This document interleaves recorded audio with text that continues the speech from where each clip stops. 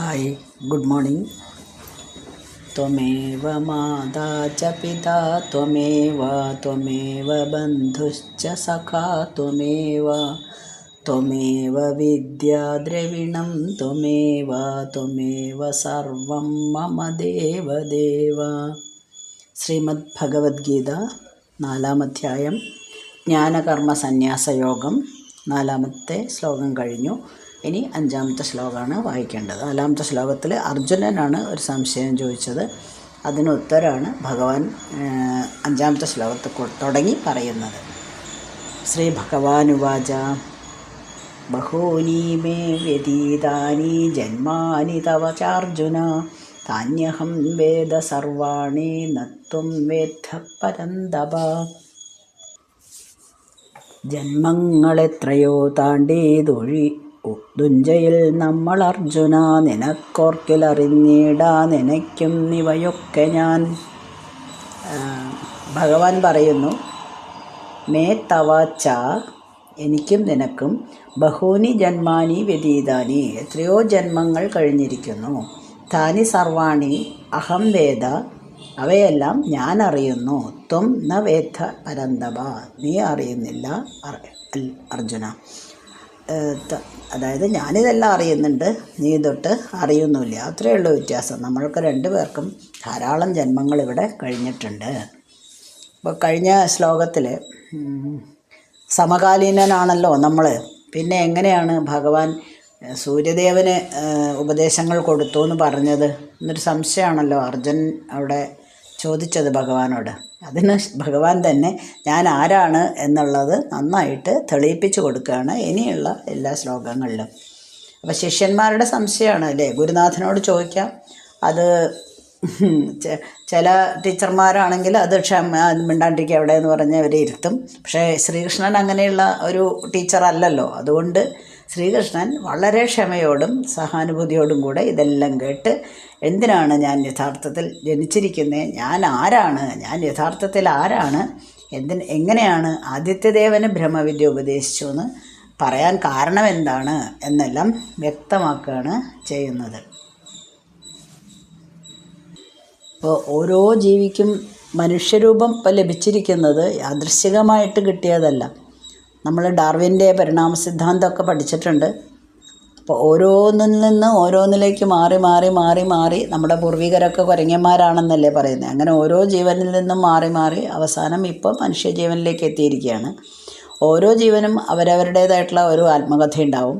പല പല യോനികളിൽ നമ്മൾ ജന്മങ്ങൾ താണ്ടിയതിന് ശേഷമാണ് ഇപ്പോൾ മനുഷ്യജന്മം കിട്ടിയിരിക്കുന്നത്. അപ്പോൾ അങ്ങനെ ജന്മം കിട്ടിക്കഴിഞ്ഞാൽ നമുക്ക് പഴയതെല്ലാം മറക്കും. പുതിയ ജീവൻ പഴയതെല്ലാം മറക്കും. പക്ഷെ ആ കാലത്ത് ചെയ്തിരുന്ന കർമ്മങ്ങളുടെ ഒരു ഭാണ്ഡസഞ്ചി ഉണ്ടാവുമല്ലോ നമ്മുടെ കയ്യിൽ, പുണ്യങ്ങളും പാപങ്ങളും. അത് തോളിലേറി നമ്മൾ അടുത്ത ജന്മത്തിലേക്ക് പോവുകയും ചെയ്യുന്നു. അപ്പോൾ ഈശ്വരഭാവത്തിലാണ് ഭഗവാൻ ഇരിക്കുന്നത്, സർവജ്ഞാനിയാണ്. ആ ഭഗവാന് ഈ ജന്മങ്ങളെക്കുറിച്ചെല്ലാം വ്യക്തമായിട്ട് അറിയാം. പക്ഷേ നമ്മളെപ്പോലെ ലൗകികനായിട്ട് ജീവിക്കുന്ന അർജുനന് ഇവയൊന്നും അറിയാനും യാതൊരു ചാൻസും ഇല്ല. അതുകൊണ്ട് അങ്ങനെ ഓർക്കാൻ കഴിയായിരുന്നെങ്കിൽ ഇപ്പോൾ ഞാൻ സൂര്യദേവന് ബ്രഹ്മവിദ്യ ഉപദേശിച്ചു എന്നൊക്കെ പറയണ പോലെ അർജുനനും പഴയ ജന്മങ്ങൾ പറയാമായിരുന്നു. പക്ഷേ അതിനുള്ള ഒരു ഭാഗ്യം അല്ലെങ്കിൽ അതിനുള്ള ഒരു കഴിവ് അർജുനന് ഇല്ല. അപ്പോൾ ധർമാധർമ്മങ്ങൾക്ക് അതീതനായിട്ട് ഭഗവാൻ എങ്ങനെയാണ് ഒരു ജന്മം ഉണ്ടാവുന്നത് എന്നുള്ളതാണ് 6-ാമത്തെ പദ്യത്തിൽ പറയുന്നത്. അജോബി സന്നവ്യായാത്മാ ഭൂതാനാമീശ്വരോബി സൻ പ്രകൃതിം സ്വാമധിഷ്ഠായ ആത്മമായയാ. ജന്മനാശങ്ങളില്ലാതൊരാത്മശക്തി എഴുന്നു ഞാൻ, സ്വന്തം പ്രകൃതിയൊന്നു സംഭവിക്കുന്നു മായയാൽ. അജഹ അവ്യയാത്മാ ഞാൻ ജനിക്കാത്തവനാണ്, ഒരിക്കലും നശിക്കാത്തവനുമാണ്. എന്നിരുന്നാലും ഭൂതാനാം ഈശ്വര സൻ അഭി എല്ലാ ജീവജാലങ്ങളുടെയും ഈശ്വരനായിട്ട് വർത്തിക്കുന്നു. സ്വാം പ്രകൃതിയും അധിഷ്ഠായ ആത്മമായയാ സംഭവാമി ആ പ്രകൃതിയെ എന്നെ തന്നെ വശീകരിച്ച് സ്വന്തം മായാശക്തി കൊണ്ട് ഞാൻ ജന്മമെടുക്കുന്നു. അപ്പോൾ ഭഗവാൻ എന്തിനാണ് ജനിച്ചിരിക്കുന്നത്, എന്താണ് ഇപ്പം നിൻ്റെ മുന്നിൽ വന്ന് ഇങ്ങനെ ഉപദേശം തരാൻ കാരണം എന്നുള്ളതിൻ്റെ ഒരു ക്ലിയർ ഇത് കൊടുക്കുകയാണ്, പിക്ചർ. സ്വന്തം ഇച്ഛയ്ക്കനുസരിച്ച് എല്ലാ ഉപാധികളെയും സ്വീകരിച്ച് ജനങ്ങളെ അധർമ്മത്തിൽ നിന്നും ധർമ്മത്തിലേക്ക് മാറ്റാൻ വേണ്ടിയിട്ട് ഞാൻ അവതരിക്കുന്നതാണ്. ഭഗവാൻ ഇതൊക്കെ ഒരു അഭിനയം മാത്രമാണ്. കാരണം ഭഗവാൻ മായയ്ക്ക് അതീതനാണ്. ഭഗവാൻ മായയ്ക്ക് അധീശനാണ്. ഭഗവാനെ മായ ഏശില്ലല്ലോ. ജീവനാണെങ്കിലോ മായയ്ക്ക് അതീതനുമാണ്. അതായത് ഇപ്പോൾ ഒരു വണ്ടിയിൽ ഒരു കാറിൽ ടാക്സി എടുത്തിട്ട് ഒരാൾ പോകുന്നു, മുതലാളി അല്ലെങ്കിൽ ഒരു പ്രശസ്ത വ്യക്തി പോകുന്നു. അപ്പോൾ ഇത് മുഴുവനും ആ ഉദ്ദിഷ്ടസ്ഥാനത്ത് എത്തുന്നവരെ കൺട്രോൾ ചെയ്യേണ്ടത് ആരുടെ ജോലിയാണ്? ഡ്രൈവറുടെ ജോലിയാണ്. അവിടെ ആ വണ്ടിയിലിരിക്കുന്ന ആ വ്യക്തിക്ക്, ഉടമയ്ക്ക്, ചിലപ്പോൾ വണ്ടിയുടെ ഉടമയായിരിക്കാം, ആ ഉടമയ്ക്ക് ഡ്രൈവറെ വിളിച്ച് പോവുകയാണ്. അപ്പോൾ ആ ഉടമയ്ക്ക് അതിൽ കാര്യമില്ല, കൺട്രോൾ ചെയ്യേണ്ട കാര്യമില്ല, മുന്നിൽ വരുന്ന വാഹനങ്ങളെ നോക്കണ്ട. അപ്പോൾ ഇവിടുന്ന് കയറിയിരിക്കുന്നു, ലക്ഷ്യസ്ഥാനത്ത് എത്തുന്നു എന്നുള്ളത് മാത്രമേ ചെയ്യണ്ടൂ. അതേ സമയത്ത് ഡ്രൈവർക്കാണെങ്കിൽ റോട്ടിലൂടെയാണ് പോണത്. അപ്പോൾ ഇദ്ദേഹത്തിൻ്റെ ജീവൻ സംരക്ഷിക്കുക എന്നുള്ള ഒരു കടമ അവിടെ ഡ്രൈവർക്കുണ്ട്. അതേപോലെ ഭഗവാൻ ഇവിടെ തൻ്റെ അധീനത്തിലുള്ള മായ ഉപയോഗിച്ചിട്ട് ലോകത്തിൽ എപ്പോഴൊക്കെ അധർമ്മം വരുന്നുണ്ടോ അവിടെയൊക്കെ അവതരിക്കും. എങ്കിലും തൻ്റെ യഥാർത്ഥ സ്വരൂപം എന്താണെന്ന് നല്ല ബോധ്യമുള്ളത് കൊണ്ട് ഈ മായയ്ക്ക് അടിമപ്പെടില്ല. നമ്മളെല്ലാം കർമ്മഫലം കൊണ്ട് ഈ പ്രകൃതിക്ക് അടിമയായിട്ട് ജീവിക്കും. ഭഗവാൻ മാത്രം അടിമയല്ല, അവിടെ ഉടമയായിട്ടാണ് ജീവിക്കുന്നത്. അപ്പോൾ സാധാരണക്കാരന് എപ്പോഴും എല്ലാ കാര്യങ്ങളെക്കുറിച്ചും ടെൻഷനും അല്ലേ, എപ്പോഴും ദുഃഖവും സുഖവും. നമ്മൾ കഴിഞ്ഞ അധ്യായത്തിലേ പറഞ്ഞു, സുഖവും ദുഃഖവും സമ്മിശ്രമാണ്, അത് സമചിത്തതയോടെ നേരിടണം. അതിനുള്ള കഴിവ് ആർക്കുണ്ട്? ഭഗവാനുണ്ട്. അദ്ദേഹത്തിന് ഈ പ്രപഞ്ചം ഒരു പ്രശ്നമേ അല്ല. പ്രപഞ്ചത്തിൽ വരുന്ന സുഖങ്ങളും ദുഃഖങ്ങളും ഒന്നും പ്രശ്നങ്ങളല്ല. പക്ഷേ നമ്മളിൽ ഒരാളായിട്ട് ജീവിക്കാനും ഉള്ള കഴിവുണ്ട്. ഇനിയും കുറച്ചും കൂടെ എക്സ്പ്ലെയിൻ ചെയ്യാണ് എന്താണ് കാരണം എന്നുള്ളത് അടുത്ത ശ്ലോകത്തിൽ. ഭഗവത്ഗീതയിലെ തന്നെ, ഭഗവത്ഗീത എന്ന് കേൾക്കുമ്പോൾ തന്നെ എല്ലാവരും എന്നും തന്നെ നമ്മുടെ ചുണ്ടിൽ പാടുന്ന ഒരു ശ്ലോകമാണ്. 7ാമത്തെ ശ്ലോകം. യഥാ യഥാ ഹി ധർമ്മസ്യ ഗ്ലാനിർഭവതി ഭാരത അഭ്യുത്ഥാനമധർമ്മസ്യ തദാത്മാനം സൃജാമ്യഹം. അല്ലേ, എല്ലാവരും കേട്ടിട്ടുള്ള ശ്ലോകമാണ്, വളരെ ഫേമസ് ആയിട്ടുള്ള ശ്ലോകമാണ്. എപ്പോൾ ധർമ്മം ക്ഷയിച്ചിടും അധർമ്മം തലപൊക്കിടും അപ്പോഴെല്ലാം ശരീരത്തോടുദ്ഭവിക്കുന്നു ഞാനെടോ. വളരെ ക്ലിയറായിട്ട് അച്ഛനതിൻ്റെ മലയാളം എഴുതി വച്ചിട്ടുണ്ട്. ഹേ ഭാരത, യഥാ യഥാ ധർമ്മസ്യ ഗ്ലാനിഃ അധർമ്മസ്യ അഭ്യുത്ഥാനം ഭവതി. അതായത് എപ്പോഴൊക്കെയാണോ ധർമ്മം ക്ഷയിച്ചു പോകുന്നത്, ധർമ്മം ക്ഷയിച്ചു പോകുമ്പോൾ ഗ്ലാസിൻ്റെ ഒരു തട്ട് താഴുമ്പോൾ മറ്റേ തട്ട് ഉയരണ പോലെ അധർമ്മത്തിന് വർധനവുണ്ടാവും. അങ്ങനത്തെ സന്ദർഭങ്ങളിലെല്ലാം തഥാ അപ്പോഴൊക്കെ അഹം ആത്മാനം സൃജാമി ഹി, ഞാൻ ജന്മമെടുക്കുന്നു.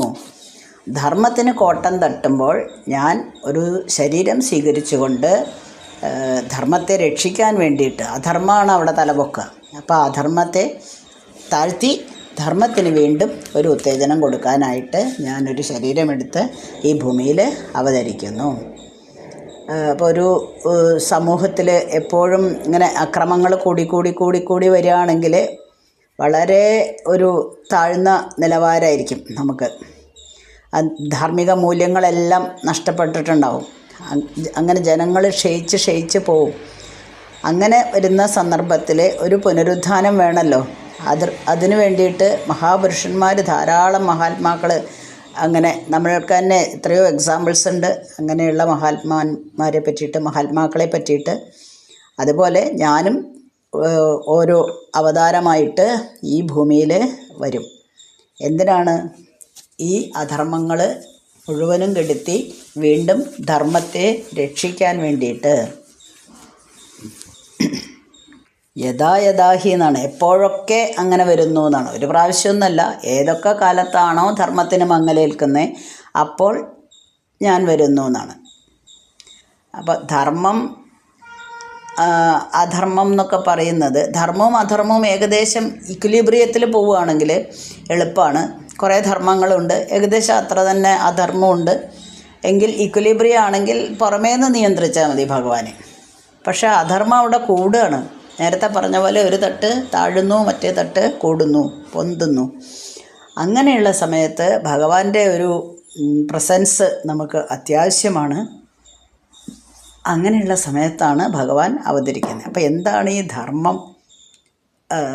അപ്പോൾ ഭഗവാൻ തന്നെ സംരക്ഷിച്ചതിൻ്റെ തെളിവുകളാണ്, ഇങ്ങനെ അധർമ്മത്തെ ഒടുക്കിയതിൻ്റെ തെളിവുകളാണ് നമ്മൾ രാമാവതാരത്തിൽ, ഇപ്പോൾ പ്രത്യേകിച്ച് രാമായണ മാസമല്ലേ, ശ്രീരാമൻ്റെ കഥയല്ലേ എല്ലാവരും വായിക്കുന്നുണ്ടാവുക.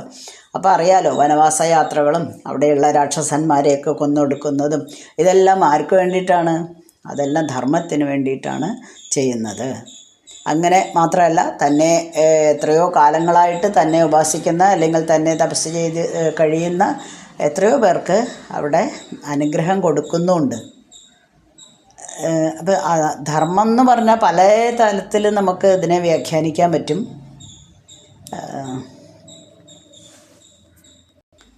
ഭഗവാൻ സൃഷ്ടിക്കുന്ന ഓരോ ജീവജാലങ്ങൾക്കും, ഓരോ സൃഷ്ടിക്കും മറ്റ് ജീവജാലങ്ങളുടെ ഒരു ഉയർച്ചയ്ക്ക് വേണ്ടി എന്തെങ്കിലുമൊക്കെ ചെയ്തു കൊടുക്കേണ്ട ബാധ്യത ഉണ്ട്. ആ ഉത്തരവാദിത്വത്തിനെയാണ് നമ്മൾ ധർമ്മം എന്ന് വിളിക്കുന്നത്. ഓരോരുത്തർക്കും അവരവരുടേതായിട്ടുള്ള ഓരോ കർമ്മങ്ങളുണ്ട്. ഇപ്പോൾ രാജാവിൻ്റെ ധർമ്മമാണ് പ്രജകളെ പരിപാലിക്കുക എന്നുള്ളത്.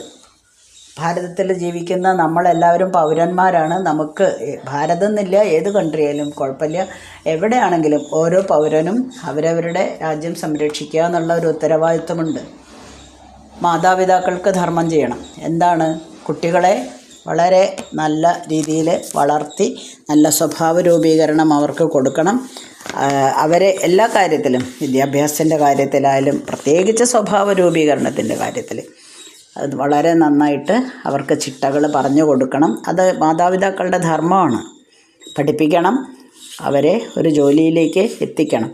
ഇതെല്ലാം മാതാപിതാക്കൾ ചെയ്യണം. ഇനി പുത്രന്മാരുടെയും പുത്രിമാരുടെയും ധർമ്മം എന്താണ്?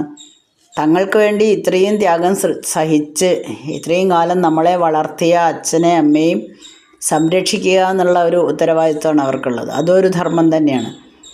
അങ്ങനെയാണെങ്കിൽ ഇത്രയധികം അനാഥാലയങ്ങൾ ഇവിടെ വരില്ലല്ലോ. അസൗകര്യമായിരിക്കാം കാരണം, എന്ത് കാരണമോ എന്നറിയില്ല.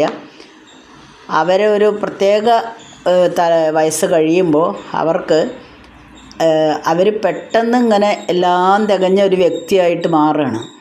അപ്പോൾ അവർക്ക് പഴയത് കംപ്ലീറ്റ് ആയിട്ട് അവർ മറക്കുകയാണ്. എങ്ങനെയാണ് ഞാൻ ഈ നിലയിലെത്തിയത്? അവരുടെ ജനനം മുതൽക്ക് അവർ എന്നല്ലേ ഓരോരോ സ്റ്റേജസ് ഉണ്ടല്ലോ. കമിഴുന്നു, എഴയുന്നു, മുട്ടിലെഴയുന്നു, ഇരിക്കുന്നു, നടക്കുന്നു, പിന്നെ ബാല്യം, അത് കഴിഞ്ഞ് വിദ്യാഭ്യാസം, അങ്ങനെ ഓരോ ലെവലുണ്ട്. ഇതിലൊക്കെ വളരെയധികം കഷ്ടതകൾ സഹിച്ചിട്ടായിരിക്കും അച്ഛനും അമ്മയും കാക്കിക്ക് തൻ കുഞ്ഞ് പൊൻകുഞ്ഞ് എന്ന് പറഞ്ഞ മാതിരി വളർത്തി കൊണ്ടുവരുന്നതാണ്. പക്ഷേ ഇവരുടെ ഒരു ഏജ് കഴിയുമ്പോൾ ഇവരുടെ വിചാരം തങ്ങൾ പെട്ടെന്ന് ഇങ്ങനെ വലിയ ആൾക്കാരായതാണെന്നാണ്. അപ്പോൾ അവിടെ എന്താണ്? മാതാപിതാക്കളെ ഇന്നലെയും കണ്ടു അല്ലേ, അച്ഛനെ തലയ്ക്ക് ഒരു സ്വർണ്ണമാല ചോദിച്ചു കൊടുത്തില്ല എന്നോ, അച്ഛനെ തലയ്ക്കടിച്ചു, ചാക്കിൽ കെട്ടി വലിച്ചു കൊണ്ടുപോയി എന്നൊക്കെ ടി വിയിൽ പറയുന്നത് കേട്ടു. അതാണോ ധർമ്മം?